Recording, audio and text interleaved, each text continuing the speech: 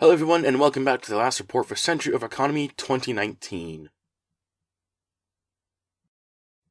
8 rounds were up, and it was decided that the value die would be rolled alone, that the value would hold until the game was called to an end. A 6 came up, meaning that every resource was worth the opposite of its face value. Lumber will be worth 6 gold, and finished goods would be worth 1. The English position at the portal is tenuous at best now. The French have fought back with a handful of ships holding line and pushing forward. The Bonaparte in particular has been exceedingly effective. Here she helps take an English capital ship down. The Spanish sink the King Jones. Normally, sinking a capital ship would be cause for the Curse to become angry with the Spanish. But as the King Jones is eternal and not sunk for good, the anger of the Cursed is placated.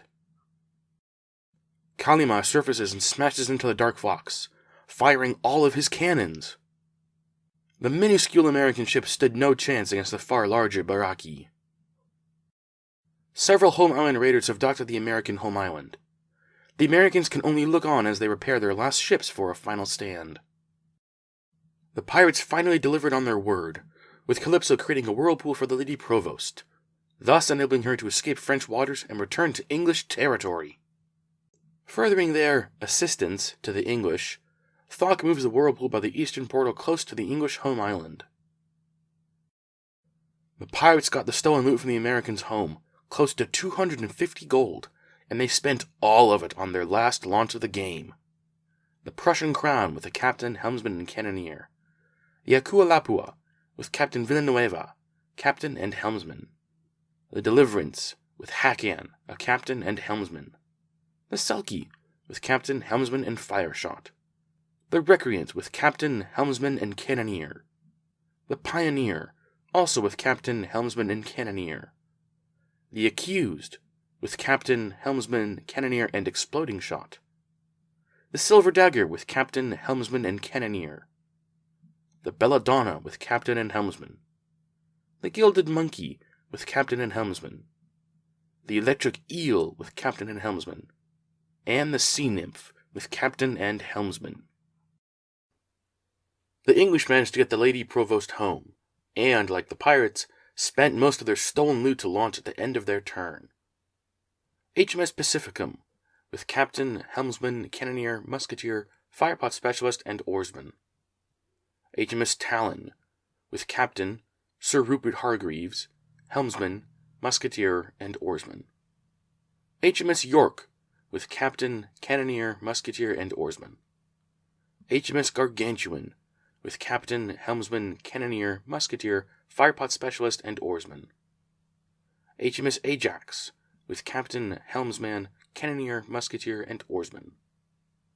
HMS Lord Littleton, with captain, helmsman, cannoneer, musketeer, and oarsman. HMS Serapis, with captain, helmsman, cannoneer, musketeer, and oarsman. HMS Alexandria, with captain, helmsman, cannoneer, musketeer, firepot specialist, and oarsman. HMS Lord Kettering, with captain, helmsman, cannoneer, musketeer, and oarsman. HMS Henry VIII, with captain, helmsman, cannoneer, and oarsman. HMS Bartsville, with captain, helmsman, and cannoneer. HMS Merlin, with captain, helmsman, cannoneer, and oarsman. Metal Dragon, with captain, helmsman, cannoneer, musketeer, and oarsman. Bayonet, with captain, helmsman, cannoneer, musketeer, and oarsman. And HMS Lambent Light, with captain, helmsman, cannoneer, musketeer, and oarsman. The French put an end to the terror of the Leicester, sinking her with an extra action from Le Auguste. Continuing their bloody back and forth over the northern portal, the English managed to sink the Bonaparte, with the dreadnought cancelling her S immunity. The French have responded by taking the dreadnought down to one mast and sinking the Guy Fawkes. The French seem to have the upper hand now in this conflict. The Terror blocks the Endeavour from docking at the fort on the portal. This move could potentially lead to the sinking of the Endeavour. At the end of their turn, the French make their last launches of the game.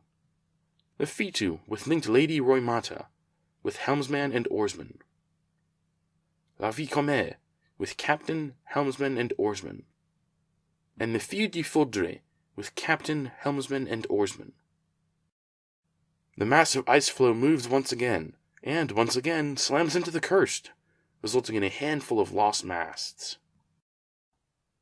The Spanish continue to gather medicine, but must cash it in soon, or risk it not counting for their final gold tally. The Spanish have won the war against the Americans, but have paid for it in several ships lost, as well as some permanently converted over to a gunship, such as the Santa Ana. With their business finished with the Americans, the Spanish begin to fall back to their previously established borders. The pirates returning to these waters is slightly troubling, and bears keeping an eye on. The Americans take their final stand, with the Constitution sinking the Rusty Harpoon, and the Lynx winning a ram and board against the Mystic. The Black Pearl succeeds at her same action twice, and sinks the Constitution in short order, and the Lynx is sunk by the Dragon's breath. With that, the Americans are essentially eliminated. The Rattlesnake remains hidden in the fog with a cargo of finished goods, but the Americans have no more viable ships to launch, and their home island is now occupied by the pirates. The English push back against the French. The Dreadnought has taken her assailant down to one mast. The Cygnet has moved on to attack the Notre Dame. The Gargantuan and an Apollo have crippled La Aube and sunk La Lion. Both sides are hurting badly now, but are each too invested in the war to cease fighting. The York takes a whirlpool and emerges, succeeding at her built-in SAT, and cripples the Superb. The English and French wars devolving into ship-to-ship actions. Here, a French ship has been hit with a firepot and a fire shot. A freshly repaired Couronne sinks the York in one broadside. Mont Blanc sinks the Cygnet. With the Cygnet sunk, the French once again push back against the English. The Gargantuan has taken damage in the portal. The Jean Revere sails in and delivers the finishing blow against the Gargantuan, sinking her. Carrying their momentum, the French sail to the other side of the portal, where the Notre Dame sinks the Apollo and damages the other ships in the area. A wider shot reveals that the Corse has repaired and sailed to the battle zone, sinking the St. James. The Corse uses an extra action and dismasts the mid-sized English gunships that had come with the English flotilla. The Rattlesnake exits the fog and flees into a whirlpool, seeking shelter among the English. The pirates expand back towards the shipwreck pathway, once one of their islands. With their new gunships and their established capital ships, they would be a formidable foe, which is why the Spanish are keeping a close eye on them. The pirates re-explore Kanohi Island and find lumber. Many of the pirate fleet admirals are returning to their home island, now that Tutorial Island is not as protected as it once was. Vezok was once again all-powerful, and used his 6 on the Aincrad flotilla, left behind by the Lady Provost, to fire on the Spanish trading port. Once again, they failed to destroy it, only damaging it. The northern portal area is crowded with ships as the English and French continue to fight back and forth. The Notre Dame weighs in on the battle zone, sinking the Concorde and Regent. The Spanish have recovered from the war with America nicely. Their fleet is now evenly spread between gunships and goldships, and they have the most gold acquired in the history of pirate CSG. Realizing that the Kursk are chasing them and that the English will not protect them, the Rattlesnake flees back into the whirlpool, and emerges in French waters, losing a mast in the process. The Rattlesnake and the last Americans are hoping that the French will protect them. The pirates still have a presence there on the American home island, with raiders coming and going along with a gunship or two still in the area. This threat, coupled with the lack of ships left available to them, has led to the Americans not launching to keep themselves alive. The pirates load lumber from Kanohi Island, taking the place of the Americans in this part of the ocean. Most of the pirate fleet is pointed at the Spanish, but unlike the Americans, the pirates are not likely to attack the Spanish. That said, they have brought their remaining cancelers to the new location of the Devil's Maw. Ironically, the pirate fort stands on an island that has seen a pirate colony, an American fort, and a Spanish fort. The pirates have soft abandoned Tutorial Island, with ships now concentrated around their home island. The HMS Grand Temple succeeds at her same action twice, and enters French waters through the whirlpool and attacks their privateer chain exploring system. The Pacificum sails through the portal and sinks 2 French ships and cripples the Sabre. The French exact vengeance with Pipin Bernadotte, who uses his marine ability to sink the Endeavour. The Auguste crosses the bow of the Grand Temple but misses a few shots, only eliminating the front 2 masts. The French also deal with the interloping Pacificum, sinking her with a combination of the Mont Blanc flotilla and others. The Couronne was granted an extra action and sailed into English waters, crippling one of their capital ships and sinking the Serapis. La Course comes to join her fleetmate and helps sink that same English ship. The ice floe moves west and slams into Angelica, reducing the Dragon to just a head segment. The Grand Temple comes through the whirlpool and uses her own same action twice to sink the Rattlesnake, officially eliminating the Americans from the game. With the enemy so close to home, the English waste no time in repulsing the French. The Talon leads the way and with concentrated fire sinks the Couronne. The English feel bold and send the success into pirate waters to finish off Angelica. Much to their dismay, every cannon fired is a miss. The HMS Grand Temple wreaks havoc in French waters, damaging St. Pierre and sinking one of the hired corsair galleys. Micron on the Rye is a victim of a periscope. The Victoria sails to support the success, but cannot bring any of her cannons to bear on the Sea Dragon, and misses her shots against the pirate flotilla. The French struck back with a vengeance, sinking the HMS Grand Temple. Continuing their momentum, they also sink the Regent. The damaged Sabre and Mont Blanc flotillas sink the Clearwind and Merlin.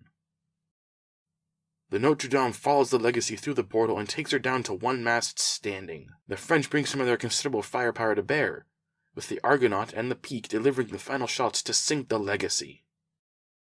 The French do not take kindly to the Grand Temple in their midst, and with a full volley and an extra action, they sink the Grand Temple. The English attempt to damage La Course further, but even with the lifting of the house rule, however, they are unable to do any more damage to the ship. The ice floe moves north, and threatens the cursed home island, as well as slamming into a few ships.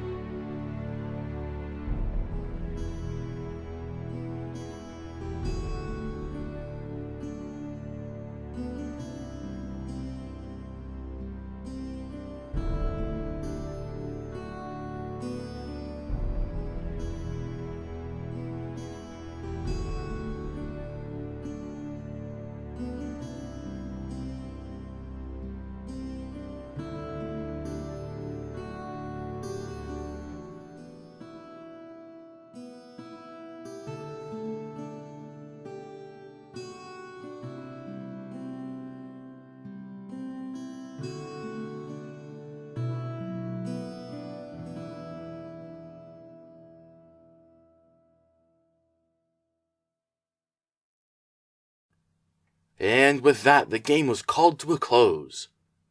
Factions counted up how many ships they had left, as well as their stashes of gold. Victory conditions were determined by whichever faction had the most ships getting first, and the most gold getting second. Conditions would then alternate for places 3 through 6, ships and then gold. In 6th place come the Americans, who were eliminated from the game late by the Spanish and had only a handful of coins left on their home island. The Americans got off to a good start, but started a war they could not win on their own with the Spanish. Nonetheless, they managed to hold their own for a while before being overwhelmed. Even when falling back and losing, they continued to fight on, inflicting perhaps the most severe blow to Spanish morale by sinking the Santísima Trinidad. Even then, it seemed possible that the Americans could scrape by, but the pirates decided to attack, and the Americans simply did not have the ships to fight two foes at once, and did not have the gold either after the first few pirate raiders landed at the American home island. In 5th place come the French with 240 gold and 37 ships. The French established trade relations with the Spanish early on, and benefited from that relationship. The French were content to explore the map until they found the English. From then on, they were focused on engaging the English in combat and defending their own waters. In 4th place come the English, with 270 gold and 38 ships. The English had a decent game, highlighted by their constant mistrust and sometimes blatant hostility toward the pirates, and their single-tracked war with the French. An attempt was made at an alliance with the Americans to fight the Spanish and the pirates, but that endeavor never saw the light of day. Much of the late game was dominated by the fight with France, and the back-and-forth nature of that conflict dictated English actions.